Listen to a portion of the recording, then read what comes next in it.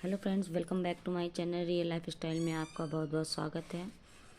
हम इस वीडियो में आप लोगों को सीटेट की प्रिपरेशन करना सिखाते हैं। जैसा कि हम सभी जानते हैं, कोई भी क्वेश्चंस जितने कितना भी सिंपल क्यों ना हो, लेकिन जब तक हम उसको अटैम्प्ट नहीं करते हैं, कभी कभी ऐसा लगता है कि क्वेश्चन ठीक है लेकिन वो ठीक नहीं होता है। तो इसके लिए दोस्तों सबसे ज़्यादा ज़रूरी है उसकी प्रैक्टिस होना, और प्रैक्टिस होने के लिए ज़रूरी है कि हम उसको थोड़ा थोड़ा उस कुछ क्वेश्चंस को डेली पढ़ते हैं। ठीक है, तो आइए देखते हैं। आज मैं आपके लिए हिंदी के कुछ इम्पॉर्टेंट क्वेश्चंस को लेके आई हूँ। आज मैं आपको पद्यांश दिखाऊंगी कि कैसे क्या करना है। ठीक है, और तो ये जो आपको निर्देश दिए गए हैं वो ये देखिए, प्रश्न संख्या 91 से 96 में ये जो है संख्या इतने में ये दिए गए पद्यांश, ये जो पद्यांश दिया गया है इसी में से क्वेश्चंस होंगे। चींटी है प्राणी सामाजिक व श्रमजीवी व सुनागरिक, देखा चींटी को उसके जी को, भूरे बालों की सी कतरन, छिपा नहीं उसका छोटापन, वह समस्त पृथ्वी पर निर्भय विचरण करती श्रम में तन्मय, वह जीवन की चिन्हगी अक्षय, वह भी क्या देही है तिल से, प्राणों की झिलमिल झिलमिल से दिन भर में वह मीलों चलती, अथक कार्य से कभी न टलती।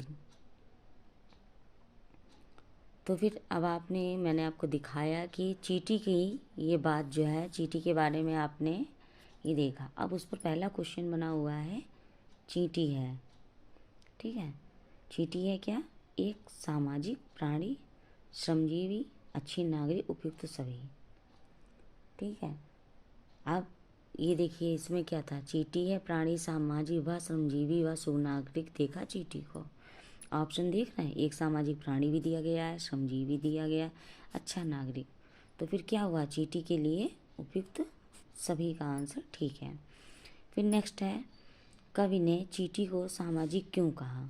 कवि ने चींटी को सामाजिक क्यों कहा? ऑप्शन 1, चींटी भी हमारे समाज का अभिन्न हिस्सा है। फिर चींटी सदा एक समाज बनाकर रहती है, वह कभी अकेले ना तो निकलती है ना कोई काम करती। चींटी दूसरे कीड़े मकोड़ों के साथ रहती है। चौथा उपयुक्त में से कोई नहीं।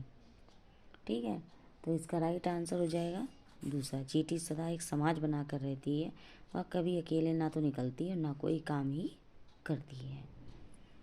ठीक है, भूरे बालों की सी कतरन पंक्ति में अलंकार है, अनुप्रास, यमक, उपमा, श्लेष। ठीक है, तो इसका राइट आंसर होगा उपमा। कैसे है? भूरे बालों की सी मतलब भूरे बालों के जैसी, ये देख रहे हैं आप, इसको देख करके आप पता लगा सकते हैं कि ये उपमा अलंकार है। चींटी के किस गुण को लोगों को अपनाना चाहिए? चींटी के किस गुण को लोगों को अपनाना चाहिए? ऑप्शन है, चींटी की तरह अन्न एकत्रित करने को, दूसरा चींटी की तरह समाज बनाकर एक साथ कार्य करने को, अथक परिश्रम को, उपयुक्त सभी। तो इसका राइट आंसर हो जाएगा अथक परिश्रम को। फिर है, कवि चींटी को मानता है, क्या मानता है? एक तुच्छ प्राणी, जीवन की अक्षय चिन्हगी, एक कमजोर काया, उपयुक्त सभी। देख रहे हैं, ये इसमें आप देखेंगे वह जीवन की चिन्हगी अक्षय, ये पद्यांश में ही दिया गया है। तो और ये इसका ये अक्षय चिन्हगी हो जाएगा। फिर नेक्स्ट है, श्रमजीवी शब्द का विलोम क्या होगा? परिश्रमजीवी, अश्रमजीवी, परजीवी और जीवी। तो इसका राइट आंसर हो जाएगा परजीवी।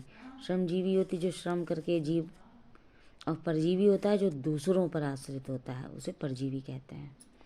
फिर ये तो हो गए इस पद्यांश के, इसके क्वेश्चंस हैं। अब है नेक्स्ट 97 से 105 तक के गद्यांश को देखते हैं। ठीक है, मौन रूपी व्याख्यान की महत्ता इतनी बलवती और प्रभावशाली होती है कि उसके सामने क्या मातृभाषा, क्या साहित्य भाषा और क्या अन्य देश की भाषा सब तुच्छ प्रतीत होती। अन्य कोई भाषा दिव्य नहीं, केवल आचार्य की मौन भाषा ईश्वरीय है। विचार करके देखो, मौन व्याख्यान किस तरह आपके हृदय की नाड़ी में सुंदरता पिरो देता है। वह व्याख्यान ही क्या जिसके हृदय की धुन को, मन को, लक्ष्य को ही ना बदल दिया। चंद्रमा की मंद हंसी का, तारागण के कटाक्षपूर्ण प्राकृतिक मौन व्याख्यान का प्रभाव किसी कवि के दिल में घुसकर देखो। सूर्यास्त के पश्चात श्री केशव चंद्र सेन और महर्षि देवेंद्र नाथ ठाकुर ने सारी रात एक क्षण की तरह गुजार दी। यह तो कल की बात है। कमल नरगिस के नयन देखने वाले नेत्रों से पूछो कि मौन व्याख्यान की प्रभुता कितनी दिव्य है। तो दोस्तों, इस गद्यांश में आप जैसा कि देखेंगे, इसमें मौन रूपी जो व्याख्यान की महत्ता है, मौन मतलब चुपचाप रूपी जो व्याख्यान हम लोग करते हैं, उसकी बात हो रही है। ठीक है, अब इसी पर ही कुछ टॉपिक पे कुछ क्वेश्चंस बनाए गए हैं, देखते हैं कौन से हैं वो। एक तो क्या है, पहला क्वेश्चन आया है आपके सामने, सब भाषाएं किसके समक्ष तुच्छ प्रतीत होती हैं? ऑप्शन दिया गया मौन की भाषा के, दूसरे बकवास के, तीसरा प्रलाप के और चौथा इन सभी के। तो इसका राइट आंसर हो जाएगा मौन की भाषा। ठीक है, सब सारी ये जो भाषाएं दी गई थी किसके सामने तुच्छ प्रतीत होती है? मौन की भाषा के आगे, मतलब चुपचाप की भाषा के। दूसरा है मौन की भाषा है, ऑप्शन 1 सुंदर, दूसरा कर्णप्रिय, तीसरा ईश्वरीय, चौथा मार्मिक। तो इसका राइट आंसर हो जाएगा ईश्वरीय। मौन की भाषा कौन सी है? ईश्वरीय। कहते हैं ना कि समुंदर में आवाज़ नहीं होती, समुद्र शांत होता है, तो ठीक उसी तरीके से मौन की भाषा का भी हाल होता है। उसे व्याख्यान नहीं कह सकते हैं जो मन को दुख पहुंचाए, लक्ष्य निर्धारित ना कर सके, तीसरा दूसरों का अपमान करे और दूसरे समय पर काम ना आ सके। तो इसका राइट आंसर हो जाएगा लक्ष्य निर्धारित ना कर सके। ठीक है, फिर 100 में है चंद्रमा की मंद हंसी में विशेषण है। चंद्रमा की मंद हंसी में विशेषण कौन सा है? चंद्रमा है, मंद है, हंसी है की है? तो इसका राइट आंसर हो जाएगा मंद, क्योंकि इसकी विशेषण कैसे पहचानते हैं? जब हम संज्ञा सर्वनाम शब्द की विशेषता को पहचानते हैं।